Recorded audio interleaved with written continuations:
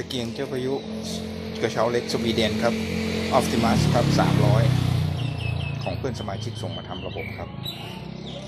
นี่นะครับหรือแล้วครับเดี๋ยวจะล้างทำระบบลมครับคืบหน้าอย่างไรจะแจ้งให้ทราบต่อไปนะครับขอบคุณครับ